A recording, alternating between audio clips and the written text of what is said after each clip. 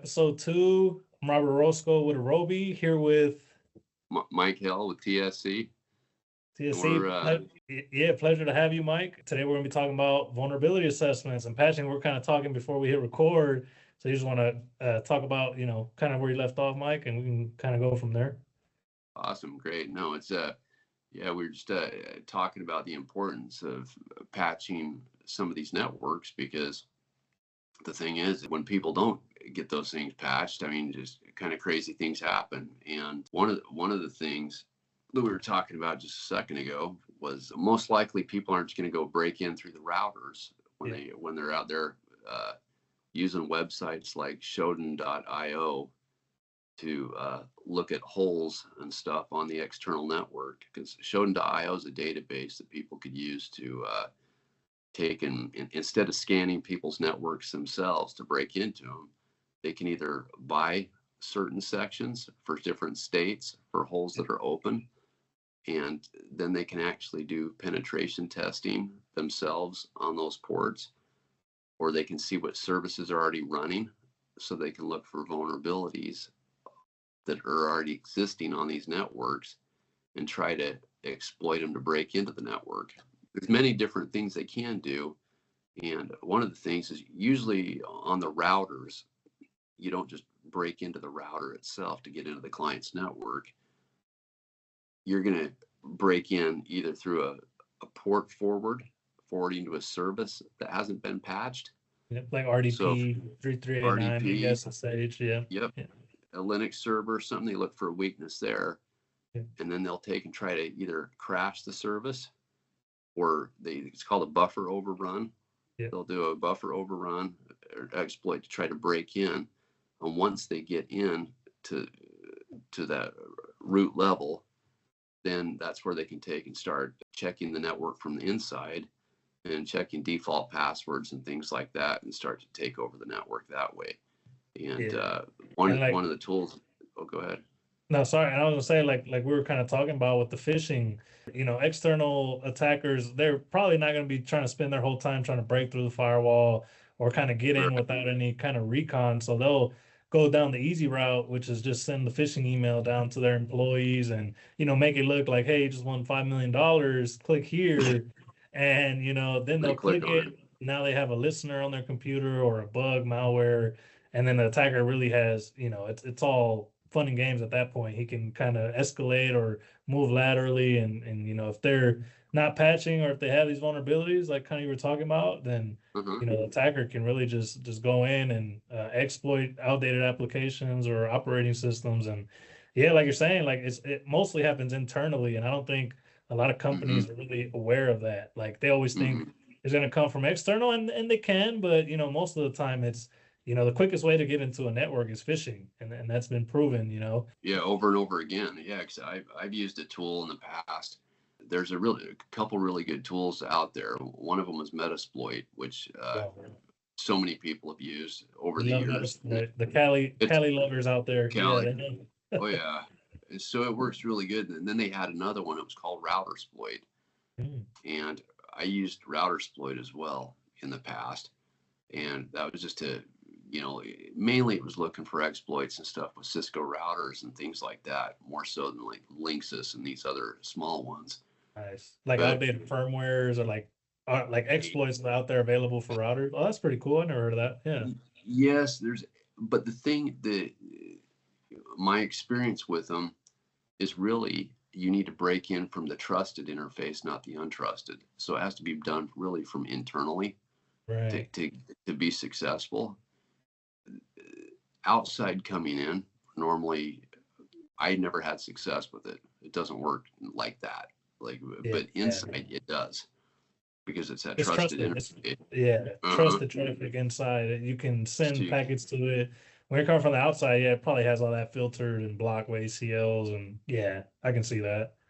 So it's like you said, you get on a device internally and you use that routersploit or stuff like that, and it's a free game. Like as an attacker, they love to see that. Like, oh, I'm in, and now I can use all my tools. And when you're on a trusted network or a device, it's that's where the real damage happens. Yeah.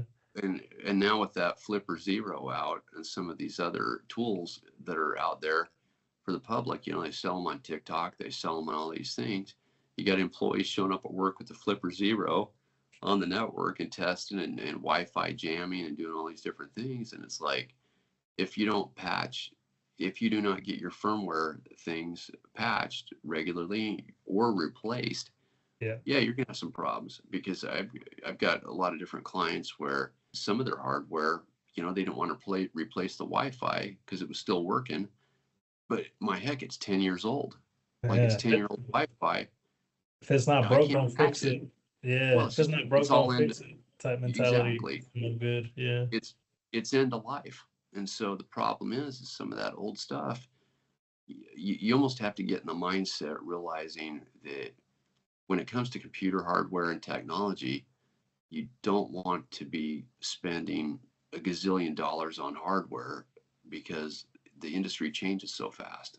So you want to buy the tool that's going to do the job, that's going to work great for you, and you figure it's going to last 3 to maybe 5 years. Even the 7 years doesn't really work anymore. I mean, I did so many computers before that last at least 7 years, you know, and people are like, oh, this is great. But the hard drives get slow over time. Things still work, and it works, but it's slow. And that everything goes end of life now with things. And so you just kind of get in the, for me, it's pretty much every 3 years I just replace. And so for the viewers like that might be watching this, can you kind of go into like what end of life is, so that in case they, you know, don't really know what that is? Oh, the end of life. Okay. Oh, absolutely. Okay. So when they take in, like, everything, it doesn't matter whether it's your car, a phone, anything that's computerized is controlled from digital certificates.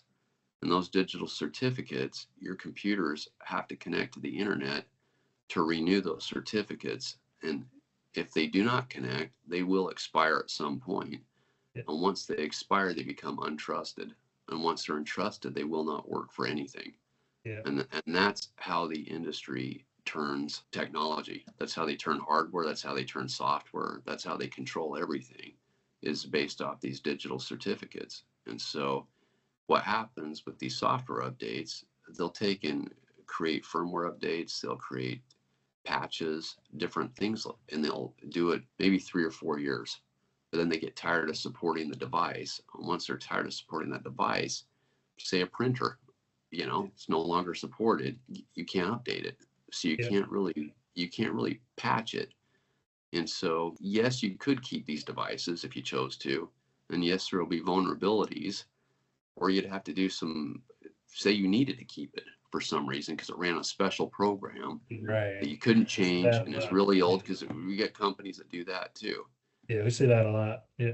A lot. So then what you would really need to do is those types of devices you'd have to put into a DMZ, a demilitarized zone. So you'd kind of have to separate it from your local network and use your routers and firewalls to actually control the ports going to those particular devices. So yeah, it's not going to, or your access control list too. So it's not going to completely protect you from everything, because that device is still vulnerable, because it does run services that are vulnerable. But you can really mitigate certain things. So you could keep legacy hardware technically on the network and still do certain things, but you just have to be aware that they're not serviceable really at that point. And just to, I think that was a great explanation. And just to piggyback off of that, like, also, like, for anyone watching, when you think of end of life, just think of like a piece of code, right?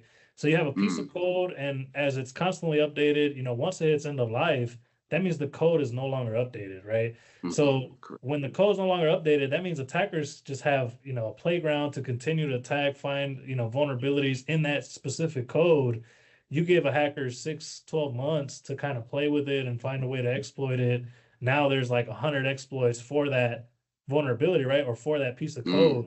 So when they see it in different networks, they already have the exploit ready for it, because it can't be updated. They know it can't be updated.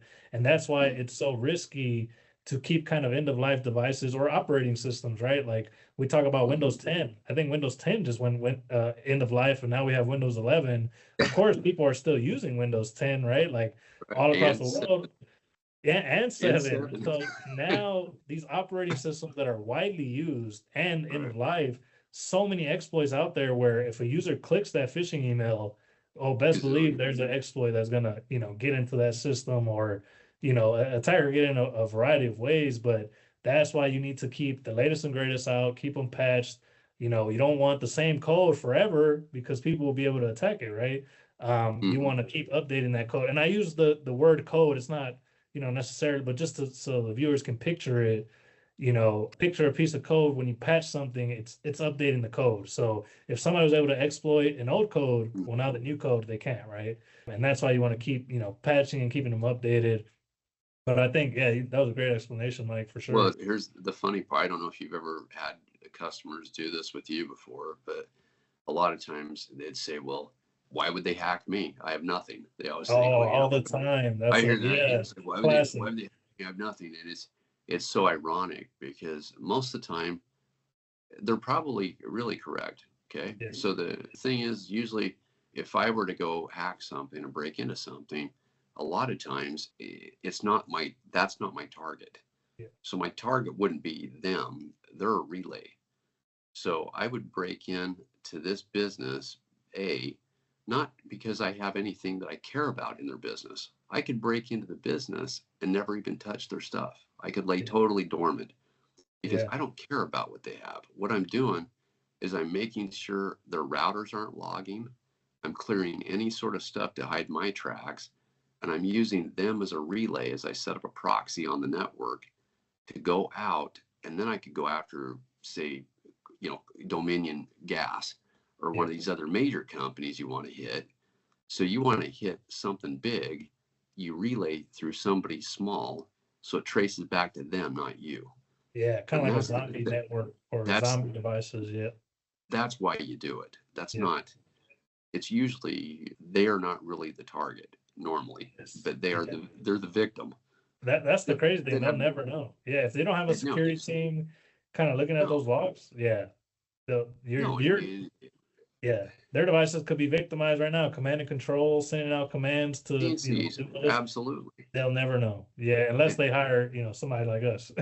They need yes, and they need real tools on their network to be able to see that, because you can't purchase a Linksys router at Best Buy or one of these ASUS's or whatever. I mean, yeah, there's limited, but it's not even a real router. It's not a real firewall because it doesn't have the capabilities to do what these real ones do. Yeah, it's like a totally totally different. A Cisco or the Meraki or OpenSense, or I use OpenSense, pretty heavy. PFSense, that's a fork of that. Those are good. Yeah, those are good ones. And they do well. They're great, excellent for like small business stuff, and they could do larger scale too. But I know, but your Cisco is, and Meraki's and some of those others, Juniper, some of those are just I have bad memories with Juniper, but yeah. Yeah, I mean, they're still a good brand. Yes, there are some stuff like that, but they're capable of doing a lot of things that you couldn't really see or do with the purchased router from like a big box store, something like that. Yeah. So it's just part of it's just having the right tools in place to be able to patch all the devices on the network too.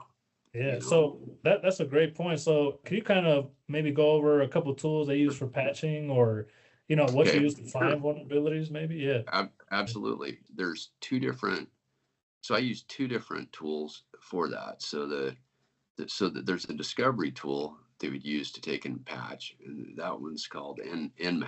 Nice. And Nmap has been around for quite a while, and but a port mapping application, port scanning. Yeah. And so all it does is it's a discovery tool. And this discovery tool has a lot of different features in it where you can scan in depth or you can scan it with speed. You can do really, really quick scans, or you can do really in-depth technical scans to not only identify the operating system you're using, and any holes that are open on your network, but it'll even try to probe and find out more details about each service running on your network. And so it logs all of that. Yeah. Super key. And so what they've done with it over time is they've connected it to the NIST database as well. So there's a national type of database that logs all these exploits of holes that they found on different systems. And so it will take and match what it finds with which exploit. So technically, if you know that you have a hit on a particular thing, you could actually test those exploits on that particular hole, which there are. And I've never seen one network that was clean. I've never seen it. There's always something. Same. Yeah. Yeah. And so technically you could execute these exploits to be able to get in. So that's the one piece for like discovery and identifying what's going on there. 100%. And for the patching, there's some different systems. The one that I personally use myself now for patching, it's a Terra, and so it's called a Terra. They host in Tel Aviv, Israel, but it's a remote management monitoring tool, and that one is really good to be able to identify, the Windows patches, the NIST, and handle your scans and things from inside the console. And then you can choose which ones that you want to install or install all of them. But sometimes I've seen stuff in the past where you don't always want to roll, all the patches instantly certain times, because we've seen stuff in the past where, Microsoft's released a few things without fully seeing the repercussions. Testing it hit, and it caused some pretty good hiccups. And so if I were told, usually I wait a couple days.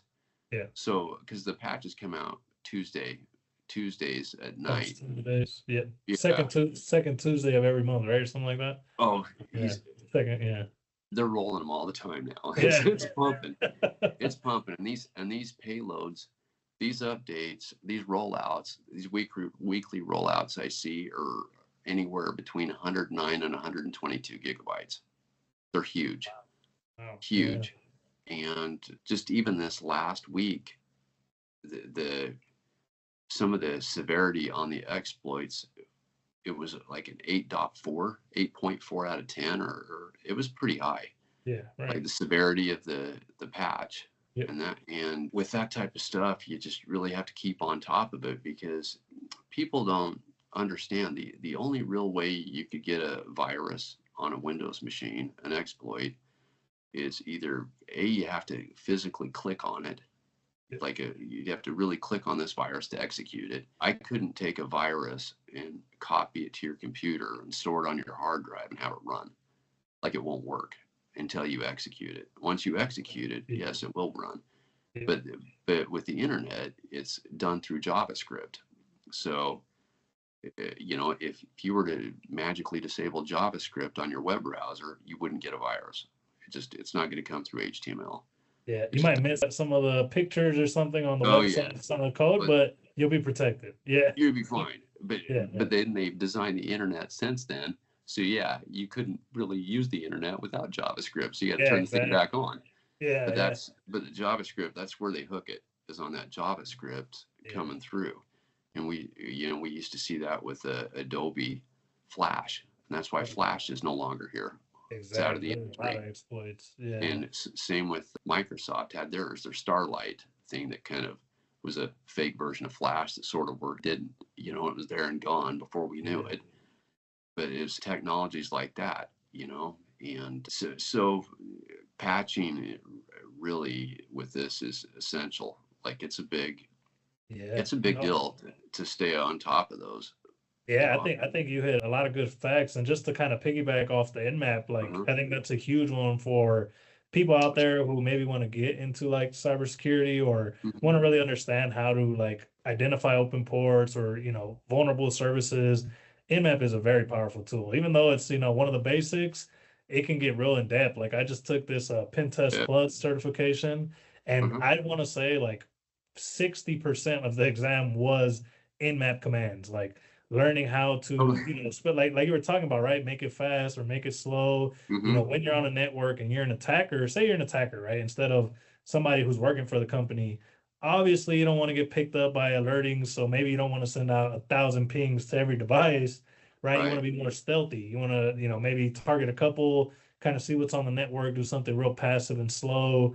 You Hmm. can really filter how you do the Nmap scans. It's very powerful. And then on top of that, like you mentioned, you can kind of run those vulnerability type of scripts with Nmap. Yeah. So you can do like a Nmap dash, and then you could put like the script that you want to run, like you were talking about the NIST database. Hmm. It links to a bunch of different databases. And this is something that, I kind of learned just recently doing this Pen Test Plus exam, where you Yeah. can, say there's a port open for SMB and you see it's running an outdated SMB version for that service. Hmm. Like you can Right. run the actual exploit, and if it'll give you a green light or not. And if it gives you a green light, then You're good. you can run the exploit. Now you're in, right? That's So cool. Nmap, yeah, Nmap's super powerful. I think very underrated, I'd say. Like I think if somebody masters Nmap, you can definitely break into the space if you're not already. And then like you were talking about the patching, like it's always key. Atera is a great tool. I've used SCCM in the past, which I know is kind Uh-huh. of end of life now. But Yeah. that was a super easy tool to use. You just package it up. Like you mentioned, it's gigabytes worth of patches, but they made it super easy. But now in today's world, I see Microsoft kind of shifting to Intune, which is kind of what I've been using now. And Intune is, there's pros and cons. I like it because you're able to patch to Microsoft stack, where I see issues with companies, as we see companies start using more Macs and Linux devices. It's not as compatible as it is with Windows. So I'm seeing like an issue with Intune patching Mac devices. Like you might be able to package one up, but it'll be like super difficult. And then by tomorrow, there's a new patch that needs to be rolled out, right? With Hmm. Microsoft, you can kind of automate that. So I think Hmm. maybe in the future, Intune might adopt Mac a little more in their fleet, but today, yeah, that's kind of a gray area. So can Atera patch Mac devices too, or have you seen that? Or Yes. As long as, so about 10% of my client base is Mac. And nice. every tool that I've gone with, even for my remote, like Screen Connect and stuff like that, or, Terra, a lot of the tools I need to make sure that they work cross-platform with Linux, Windows, and Mac. And so I've been really, I don't know if picky is the word, I don't know, but I just want to make sure they all kind of work. Yeah. It's But good to with, have one tool if you can. Yeah. yeah, It's hard to well, it was find. just, Yeah. I didn't want different platforms to try to manage all these Exactly. different devices all the time because it got really difficult. And 100%. with Mac, the security, they compartmentalize and isolate each process so much that the user does kind of have, if they have control of their Mac, they do have control to disable certain stuff too. So one of the problems that I've seen, and it's not necessarily the user itself, every time Apple would roll out some of their big updates, they want you to reauthorize or resecure the apps. Yeah. And so that is more work because you have to, every time you roll one of these updates, you push it, all of a sudden you lose functionality to certain parts of the stuff until you turn it back on in their security center. So you got to go back into their preferences in their control panel and be able to turn back on, some of Atera's functionality or maybe WebRoot for your, Yeah. because they will cripple the system every time they roll out their major updates Yeah. on. And that's my experience with the Apple side. The Windows side's been fine, but Oh, with same here. Yeah. same. So No, there's a little bit, it works well, but there's some things that I wish would work a little better where you're not getting, you build a sand castle and then it's a gritty one, and all of a sudden the water comes in and washes it away every time there's a wave. yeah. You got to rebuild. Sometimes it feels like that a little bit on the Mac part, even though Yes, I 100%. totally, I love them. They work great. Yeah, I'm on one right now. Yeah. Yeah, no, they work great. They work great for what it is. I've got mine at home is like that as well. But I got, you have to have different tools for different parts of your job, and Yes. there's not a one type of tool works for all for sure at And all. I'm glad I'm not the only one kind of experiencing that. I'm glad, you brought Yeah. that up because yeah, like that's a huge thing when we talk about like not just patching, but also like kind of making sure your computer is compliant with like BYOD policies or with your company policies, right? Like say for the Windows side, it's easy to say, okay, it needs to be updated to the latest Windows OS. It needs to have antivirus. Right. It needs to have all this stuff, right?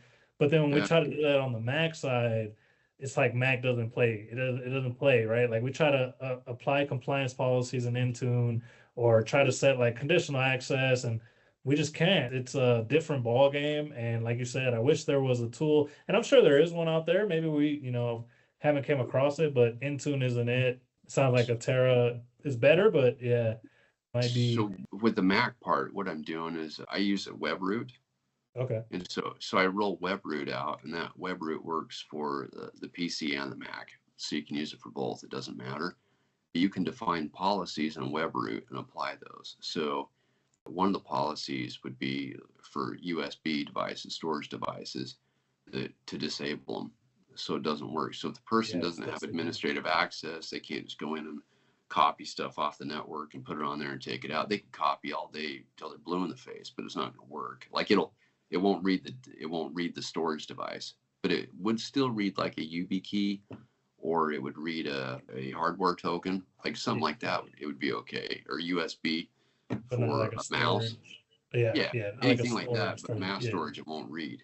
yeah, So I mean, there's policies you can enable from the cloud, so it's enforced on the Mac. And so nice. some of those things I do that way, but the updates are still, I mean, Mac updates realistically at least once a month, Right. with some of those things. Not So it's as frequent. Yeah, it's like Windows. Yeah. Windows is every week. Like at least I Yeah. Yeah. see a lot of Microsoft every week, but it's not even just the computers itself. It's printers. I mean, all these things. You got firmware updates for all kinds of different things. We talk about like IoT devices now, like, Yeah, yeah, it's a bunch of like your camera systems. Even I saw on one company we're working with, their camera system was being targeted like almost every day. And we kind of had to flag that for them. And they're like, why would somebody be targeting the camera system? Well, that's public facing sometimes, depending on how you configure it. This one was public facing, and attacker was trying to exploit it. But yeah, even those have to be patched as well. Like all your IoT devices, all your, everything. So yeah. The IoT device is hard because a lot of times you get these devices that are cheap. They're yes, pretty cheap, and the manufacturer doesn't want to update. They just roll it one and done. And those IoT devices, you can't trust really at all. And so it's always best to put those on a VLAN yeah, to separate them from your network a little bit. 100%. Just, yeah, especially, yeah, you got your oofy vacuum cleaners and all this crap with Wi-Fi, all these different devices. And it's a good idea to separate certain things like that. I mean, it's not Yeah, like everything plays together well. exactly. Like we talk about like what are they, the Alexas and the Hmm. series, like I've seen videos of attackers like exploiting people's Alexas and like talking to somebody's kids through an Alexa. Like how scary is that? That And is that's where we that. talk about like IoT, like even in a company environment too. I've worked at a company where they were kind of integrating Alexa with one of their IoT products, but like if an attacker is able to get into that Alexa, they can just move laterally, and that's where you talk about like having a VLAN, kind of isolating them out on your edge network. But yeah, it's a scary thing. Like I'd be freaked out if one day I'm sleeping and I just hear my Alexa talking in my little girl's room, right? Like that's the Yeah. kind of stuff that, like, not just thinking corporate world, like, your personal belongings, like your Ring cameras, right? What if somebody's able to get into your Ring camera and now they're seeing you or whatever you're doing, or so you want to patch things in your home networks as well, not just, we're not just talking about company, but keeping everything up to date. Because if an attacker gets in it, that's just scary stuff to me, I think. I had an experience like that. It was a law firm. So I was at this law firm, and I wasn't there. I was remote. So I remoted into this law firm. I was scanning the network, and I found a camera on the network. And I said that I wasn't aware of this camera. Like it Yeah, wasn't a, and so I was talking to this girl. I'm like, oh, there's a camera. And so I started trying passwords, and I broke into the camera so I could see no, this feed.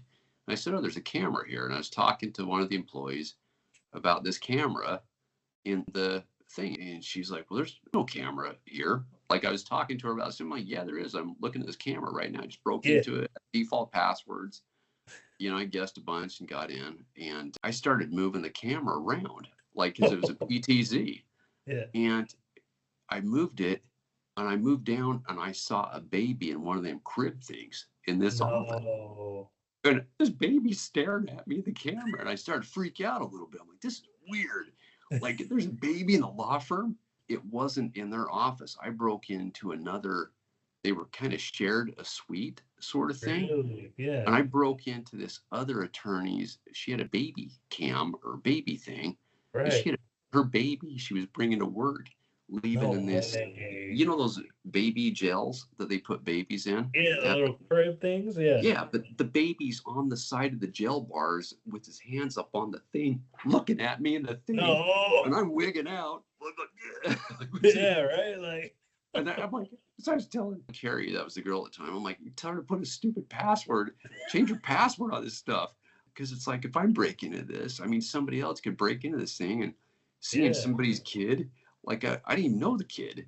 And so it was like more weird for me than the baby. I think the baby violated me. Like I could. Yeah, and it's funny. But that stuff happens. People go buy these devices and throw them in their business, take their kids there or whatever. Yeah. And like, it doesn't take that long to crawl a network because, gosh, you just use Nmap and scan for port 80 or 443. And that's how you get defaults. Yeah, they leave the defaults. When people, buy a new camera like that, they'll plug them in.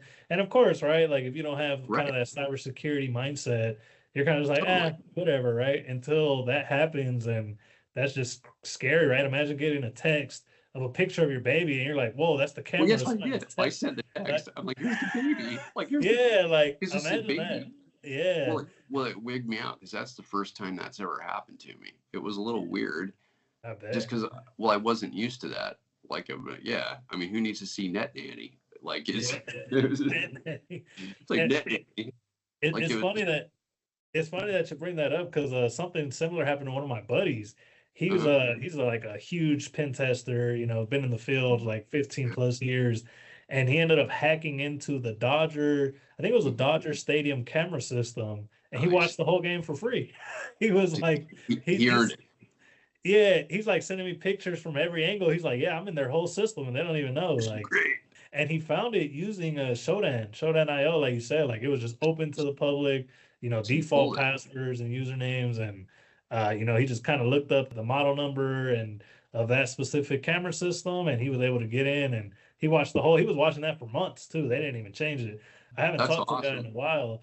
Yeah, but it just goes to show, like, that's a huge, like, the Dodger Stadium is a huge, probably, company in itself, and they're leaving it. Like, imagine somebody wanted to just stalk you, or, like, there's stalkers out there, and they're able to kind of just drive up to your home network. Your Wi-Fi is probably going outside of your building, which isn't secure, but most people just kind of plug the router in and say, all good, just who's going to hack me, right? Like we were talking about. Until somebody is stalking you and gets, parks outside your house, gets on your Wi-Fi, cracks in, and now has access to all of your systems and stuff. And it's scary. It's scary what people can do and how fast they can do it. So it just goes back to, changing defaults and patching. Well, what's funny is they'll send all these deauth packets at the Wi-Fi network. Exactly. Yep. So you'll sit and deauthorize the people over and over to bump them off because that's easy to do. Exactly. So you deauth them, you attack their device, you deauthorize them, kick them off, and then what you do is you set up like man in the middle, where you can use rogue AP and set that up in the middle, but you broadcast the same name as theirs, and then get them to attach to you. And what you do is you forward your rogue AP through to your 5G or another Wi-Fi so that their internet still works, so they think they're on their own network, and they're not. They're going through you, and they just send you their password. So now you can reauthorize and go back to them and get inside their network. So it doesn't take too long. Yeah, and my buddy had one of those. I think he called it like a pineapple. I can't remember the full name, but he called it a pineapple. There's a pineapple. So pretty much it's like a rogue AP. Yeah, and they just. Mine's a hack RF1. There we go. Okay. So it's got the porta-pack with it. So you can pull tire pressures off people's cars driving down the road. You can pull all the meters for their gas. the electric gas meters and stuff like that from their houses. You can drive by and read all those. You can jam Wi-Fi, cellular, whatever you want. You just got to put on the right antenna because it goes 1 to 6 gigahertz. It's pretty cool, but it's fun. Like it's cool, but geeky, but cool. Yeah, no, it's fun. Yeah, I actually bought I had it here. I was looking for it, but I actually bought an antenna that'll allow me to send DOF packets. So there's like a specific antenna. I was like testing with it, and I'm not gonna say I did it or not, but I was, playing and it works. It's pretty crazy how fast and how easy, somebody can get in. But yeah, when you look at not even just computer stuff, you look at life overall, it's really everything's maintenance. I don't care. Exactly. I don't care whether your house costs $1 or $5 million. It doesn't matter. It's all maintenance. It's just like you have to make choices in your life. Do you want to avoid the problems, like take care of the maintenance, not have it? Be proactive or reactive? Exactly. You pretty much have two choices: proactive or reactive. It's like, where do you want to be?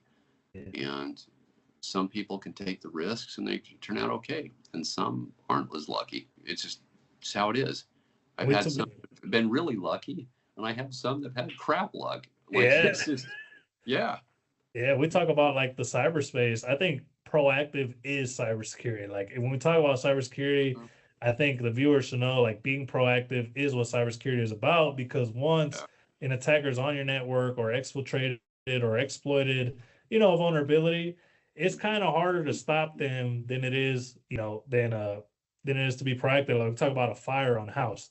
Like it's easy to, build a house that's fireproof. It's easy to, make sure it's fire resistant or up to code. But once the house is on fire, it's kind of hard to contain, right? I don't want to talk, I know it's a sensitive topic, but we think about like Palisades fire that kind of happened in LA over the weekend or, these last 2 weeks. Like it's unfortunate, but a lot of those houses weren't built with the new fire standard codes, right? They were older houses. But once the fire started, I mean, there's no way to kind of stop it. But had the governor put that money or didn't cut the funds, right? Would it have been better to be proactive and kind of, that's definitely reactive, on that one. Yeah, 100%. Yeah, there was nothing ready for it. Like, there's fires all the time. Like, the only thing that was proactive was starting the fire, not containing it or putting it out. Like that was definitely because that was extremely aggressive. How fast that went. And it's like I have friends that lived there, and they've been evacuated. They were threatened to be evacuated daily, and it's sad because so many of these things could really be avoided by having the right plan in place. Exactly. And just with life, it's not even Palisades, but it's just that plan of life. And I couldn't give a percentage, but I would say, because I can't say 100%, but it's super high. Most businesses do not really know what goes on with their employees or on with their networks. They don't. They know the basics. They know they got email. If it's not making them money, they're probably not looking. Like the sales guys, they'll take care of those guys, but the tech side, until something happens, they won't. They don't care until it's like too late. And the biggest thing that I would really be concerned about was just like identity theft. Honestly, that's because once you get your identity done, nothing will really save you. Like it's out there at that point. Yeah. There's just not a lot. So it's just better to mitigate and avoid those things and have best practices and keep your stuff patched and up to date. Like 100%. And we talked about kind of identity. Yeah, we talk about kind of identity theft in episode 1 too. We're talking about like kind of putting in like fraud alerts on your credit cards, not putting in your, social security number on random websites and your birthdays. Like, it's a huge thing because like you mentioned, somebody steals your identity, they open up 10 credit cards and max them out overnight. And now you wake up to this bill and the credit companies are coming to you and you're like, I don't even know where this, these credit cards came from or this loan came from. And identity theft's a huge thing. So I think being proactive, like we're talking about, is key to life, not just in the cyberspace, but your personal stuff. Like take that extra 5 minutes to add MFA to your, profile, or take that extra 5 minutes to change the default password on your new router or camera system. Like just take the extra time, right? Like, just be proactive. Yeah. No, because it'd be kind of embarrassing if you're the business that ends up leaking because you didn't update your stuff, and it's because Exactly. you're like pumping your customers' data out there and doing crazy stuff. It would make them mad, and so it's like Yeah. for me, I personally am very cautious about access to my systems, how I access my systems, even when I'm traveling right now. I won't, even if I hop on the network here at the hotel or anything like that, I never get on without like a VPN Yeah. for, There you go. yeah, and I use a couple different ones that work really well because you want to mitigate the risk, and also it's really about respecting your customers. I mean, Right. ultimately, because the thing is, if you know that you're the one that's causing your clients' lives to be worse than what they were, not better, That's really that's bad. like a disservice. That's a disservice. That's not a real service. And so the thing is, it's like our job is to make their lives better, not worse at the end of the day. Exactly. We And want that's to really protect. Yeah, you want to protect your clients. I mean, they're bringing you the business, right? They're helping totally. you. Well, they're Yeah. entrusting you to make sure that you're doing the best you can with what they have. And Exactly. some clients are going to have better tools than others, and some can afford it, and some can't. And so sometimes when you deal with those that have strict budgets or different things like that, you just do the best you can with what you have there, and that's going to be how it is. Right. And ones that are better, you're able to do. It's a little bit more malleable. You got a Yeah, little more to work with. like Yeah. having that balance. And I think that's like where the expertise and experience comes Mm-hmm. in, where we're able to kind of work with the bigger guys, but also with the lower guys, right? Like, okay, Right. what's your budget? What is really necessary, or, the baseline of what you need to stay protected, right? With the budget you have, compared to kind of the bigger guys, like, okay, well, let's get all the bigger tools and get those implemented, but I think finding the experts who can do both, or work with that client Helpful. is kind of key. Yeah, because maybe a lot will say, like we mentioned, the clients say, "Oh, who's going to hack me?" Or maybe I don't have the budget for cybersecurity services or tools, right? Well, we have some open source and free tools we can use with you, right? It's more just getting that conversation going, and asking. If you're assuming that you can't afford it, or assuming nobody's going to get you, It's you're kind of in the wrong headspace. Yeah, like it's it's so funny because it's like they say, yeah, who's gonna hack me? And I'd respond, your employee. Like it's like you respond almost instantly, your employee, and not because they meant to. yeah, It's because they're clicking on stuff and doing things, exactly. and they've been instructed monthly to not do those things every month, and they They still still do do those them. things. They still do them. They Yeah. still do it, and so they do, The and employee's the so weakest link. Yeah, it's the every weakest. month, every month they still do it, Yeah, and you can't control what everybody does. All you can do is define policies and get plans in place and enforce certain things electronically to prevent those things from happening. That's like best practices. That's yeah, no. That yeah. that's yeah, that's pretty much what it comes down to, is following those best practices. And for anyone out there who's like, what is best practices, right?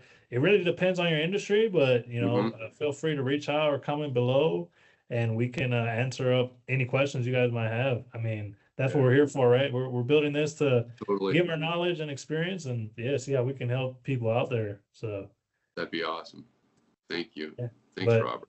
yeah, no, but appreciate it, Mike. I think we might be coming up on time. Any Sure. last thoughts you want to give to the audience on vulnerabilities or patching before we kind of close out? Or Let's see. Yeah, I'd probably